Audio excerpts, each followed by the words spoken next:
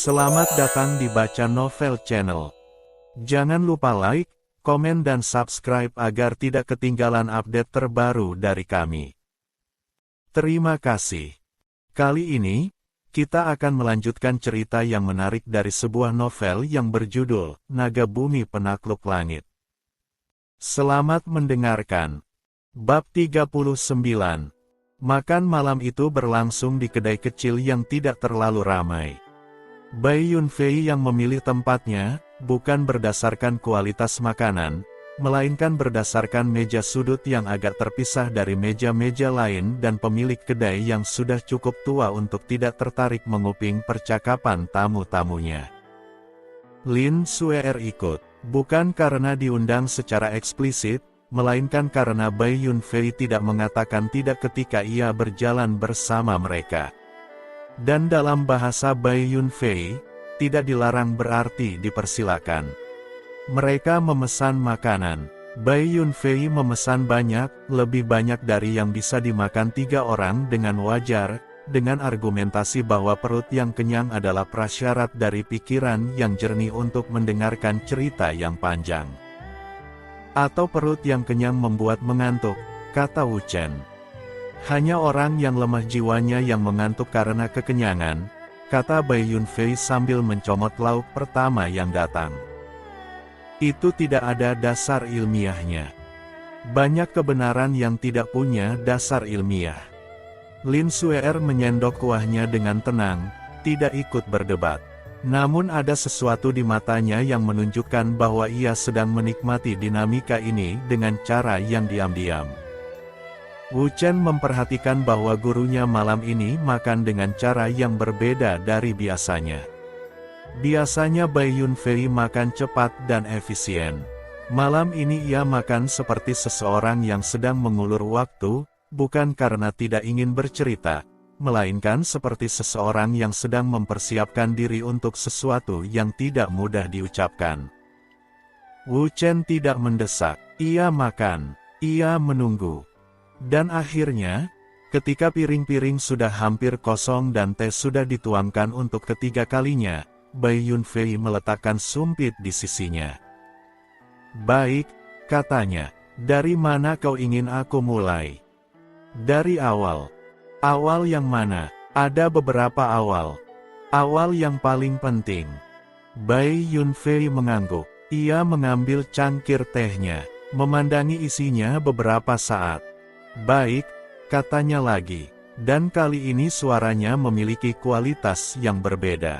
Lebih dalam, lebih dari seseorang yang baru saja memutuskan bahwa pintu yang sudah lama tertutup akhirnya akan dibuka. Aku lahir di klan yang tidak kecil, mulai Bai Yunfei. Klan Bai, nama yang mungkin sudah kau dengar dalam beberapa konteks belakangan ini. Nama yang sama dengan Bai Wuji, kata Wu Chen. Karena kami dari klan yang sama. Bai Yunfei meneguk tehnya. Bai Wuji adalah sepupuku.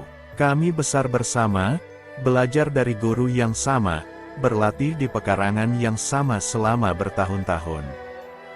Lin Suer mengangkat alisnya sedikit. Informasi yang baru, bukan hanya rekan seperguruan, melainkan darah yang sama. Klan Bai waktu itu adalah klan Nuraga yang kuat. Bukan yang terkuat, tapi cukup dihormati. Dan seperti semua klan Nuraga yang dihormati, kami punya cara kami sendiri tentang apa artinya kekuatan dan kemana seharusnya kekuatan itu diarahkan. Tapi kau menempuh jalur fisik, kata Wu Chen. Bukan Nuraga. Tidak dari awal. Bai Yunfei meletakkan cangkirnya. Pada awalnya aku pengguna Nuraga seperti yang lain. Cukup berbakat, menurut ukuran klan kami. Tidak seberbakat Bai Wuji, dia dari dulu sudah di tingkat yang berbeda, tapi cukup untuk dianggap masa depan yang menjanjikan. Lalu apa yang berubah?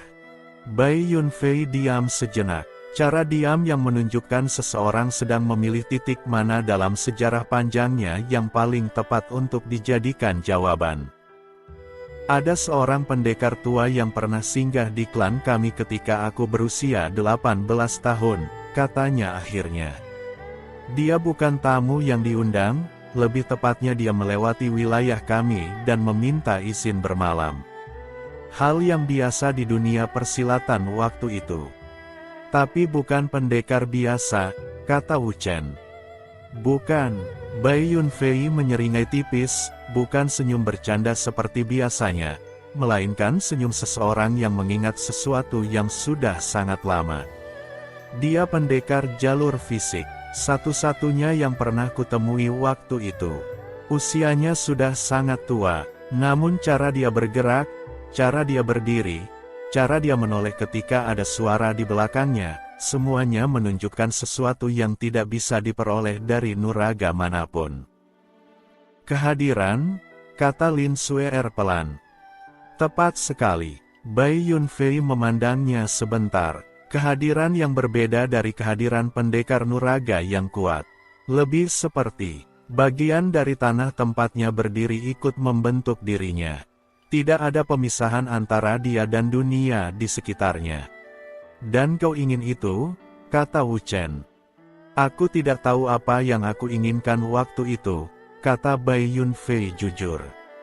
Yang aku tahu adalah bahwa aku melihat sesuatu yang tidak pernah ada dalam semua yang diajarkan klan kami. Dan seseorang yang berusia 18 tahun dengan cukup pertanyaan di kepalanya tidak bisa membiarkan sesuatu seperti itu lewat begitu saja. Dan keesokan harinya ketika pendekar tua itu pergi, seorang pemuda 18 tahun memilih untuk mengikutinya. Meninggalkan segalanya. Bersambung.